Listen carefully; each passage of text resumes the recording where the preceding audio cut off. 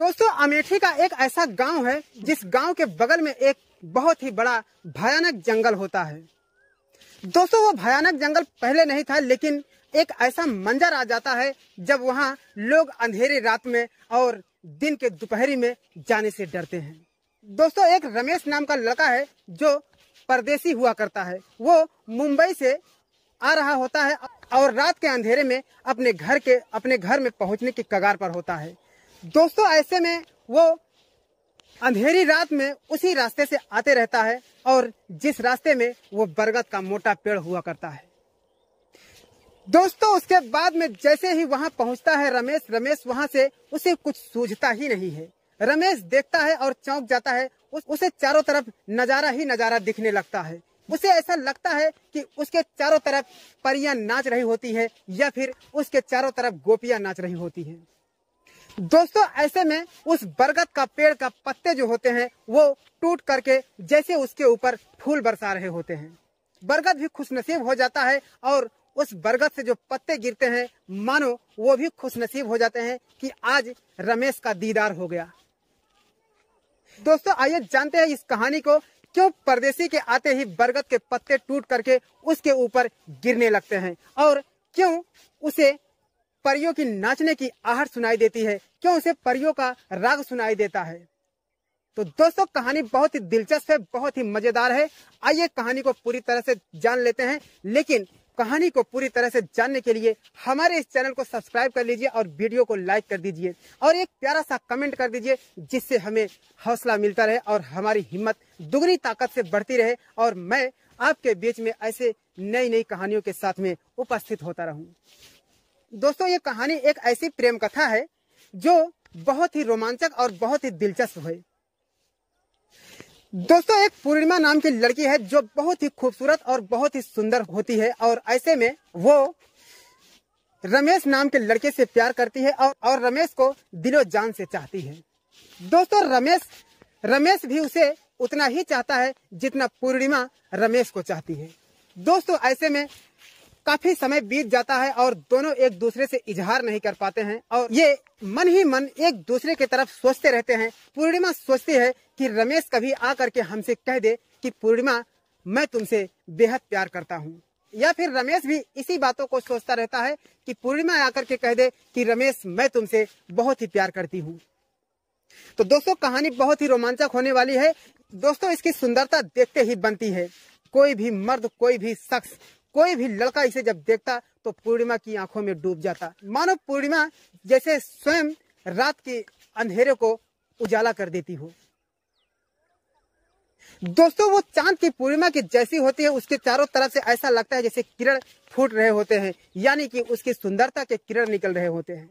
दोस्तों, ऐसे में रमेश काफी दिन से इंतजार करते करते थक जाता है और पूर्णिमा भी इंतजार करते करते थक जाती है। तो दोस्तों, ऐसे ही रमेश के हालात कुछ बिगड़ जाते हैं, उसके परिवार के हालात गड़बड़ हो जाते हैं और रमेश जा करके परदेश में रहने लगता है। रमेश परदेसी हो जाता है और अपनी पूर्णिमा की यादों में खोया रहता है, लेकिन पूर्णिमा भी रमेश की यादों में खोई रहती है। एक दिन की बात है, ऐसे ही पूर्णिमा उस जंगल के तरफ कुछ काम के लिए गई होती है और वहां पर उसे कुछ अंधेरा हो जाता है और जैसे ही अंधेरा हो जाता है, उसी के फिराक में कुछ बदमाश, कुछ लफंगे, कुछ आवारा टाइप के लड़के उसके साथ में गैंगरेप कर देते हैं और उसकी जान ले लेते हैं, यानी कि उसे मार देते हैं। दोस्तों, मारने के बाद में ही उस बरगद के नीचे एक बड़ा सा गड्ढा खोद करके उसी बरगद के नीचे उस पूर्णिमा को दफन कर देते हैं। दोस्तों, बहुत ही रोमांचक और बहुत ही दिलचस्प कहानी होने वाली है। फिर आइए देखते हैं ये प्यार मरने के बाद भी कैसे पीछा नहीं छोड़ती है। दोस्तों, ऐसे में वो आत्मा तड़पती रहती है अपने रमेश की यादों में और उसकी आत्मा भी बहुत ही ज्यादा पीड़ित हो जाती है, क्योंकि वो बदमाश इसकी इज्जत को लूट करके इसे जान से मार करके उसे उसी बरगद के नीचे दफन कर देते हैं। दोस्तों, उसके बाद में जब परदेसी कई सालों बाद जब मुंबई से वापसी करता है तो उसे लगता है कि आज मैं अपनी पूर्णिमा से मिलूंगा। दोस्तों, ऐसे में परदेसी जब कई सालों पर वापसी करता है तो उसके दोस्त कहते हैं कि तेरी पूर्णिमा किसी गैर मर्द का हाथ पकड़ करके न जाने कहां चली गई और उसका अता पता नहीं है। लेकिन रमेश कहता है मुझे ये विश्वास नहीं होता है कि हमारी पूर्णिमा ऐसा की हुई है। उसके बाद में रमेश को घर पहुंचते पहुंचते काफी समय हो जाता है और वो रात के समय में उसी बरगद के सामने पहुंच जाता है, क्योंकि वो बरगद का जो रास्ता है वही रास्ता उसके घर ले जाता है। जैसे ही रमेश बरगद के सामने पहुंचते हैं उस वक्त रात का 12 बजा होता है।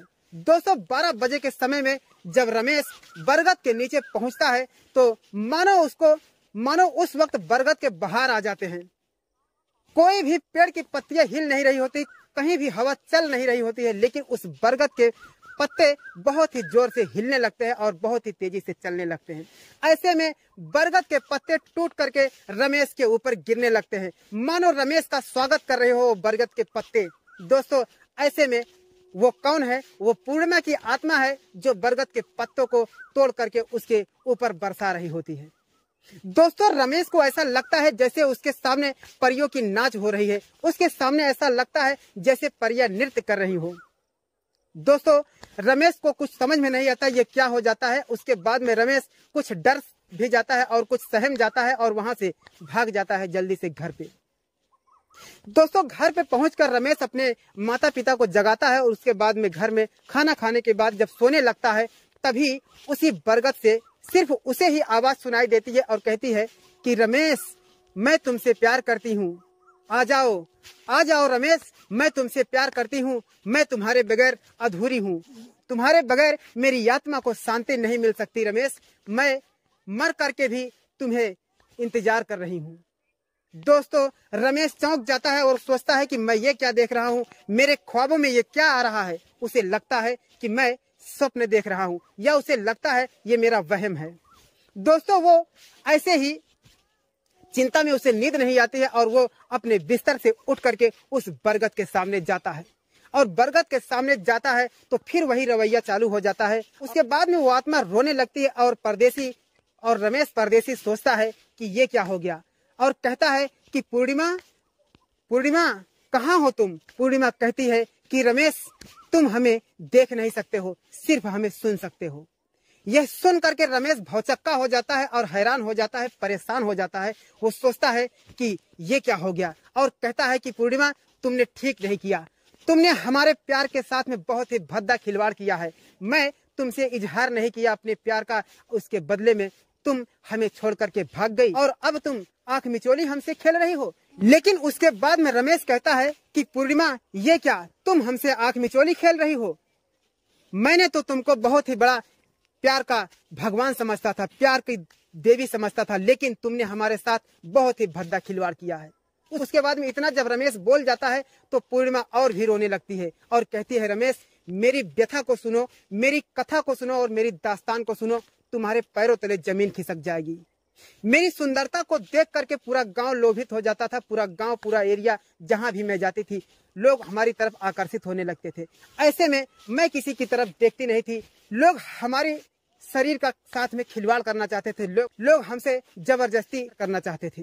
दोस्तों उसके बाद में रमेश सुनते जाता है और वो कहती है कि आपके जाने के बाद मैं खोई सी रह रही थी। उसके बाद में मैं इस बरगद के सामने कुछ काम के लिए आई थी और उसी समय अंधेरा हो चुका होता है और कुछ आवारे लफंगे हमारे फिराक में पड़े होते हैं। उसके बाद में वो लड़के रमेश हमारे साथ में गैंगरेप करके हमारी जान ले लेते हैं।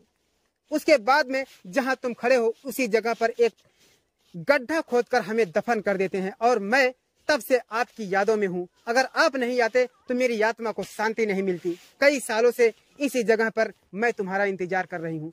दोस्तों उसके बाद में रमेश कहता है कि पूर्णिमा मैं भी मर जाऊंगा तुम्हारे बिन, नहीं जी सकता मैं तुम्हारे बगैर। मैंने सोचा था कि मैं अगर कभी विवाह करूंगा तो अपनी पूर्णिमा से विवाह करूंगा, अन्यथा जीवन भर कुंवारा रहूंगा। लेकिन पूर्णिमा कहती है कि मैं तो अब पूर्णिमा ही रह गई, मुझे जैसे पूर्णिमा की किरण को कोई पकड़ नहीं सकता, अब मैं चांद में हो गई, अब मैं एक ईद का चांद हो गई जो मुझे देख भी नहीं सकते हो और केवल सुन सकते हो। दोस्तों उसके बाद में रमेश कहता है बताओ मैं क्या कर सकता हूँ, मैं तुम्हारे साथ आना चाहता हूँ, मैं भी तुम्हारी जिंदगी में आना चाहता हूँ। उसके बाद में पूर्णिमा कहती है कि नहीं, मैं फिर दूसरा जन्म लूंगी, उसके बाद में तुम्हारे प्यार के साथ में अपना जीवन बिताऊंगी।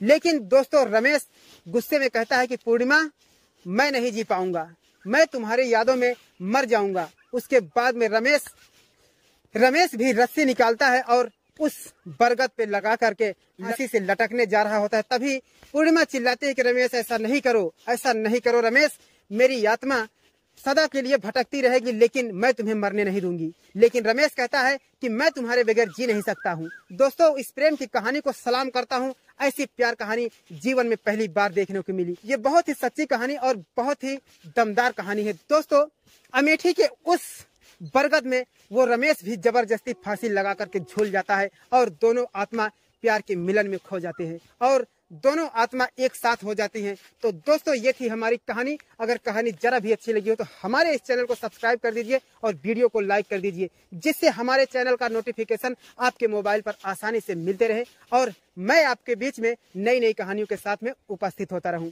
तब तक के लिए सागर को दीजिए इजाजत। नमस्कार।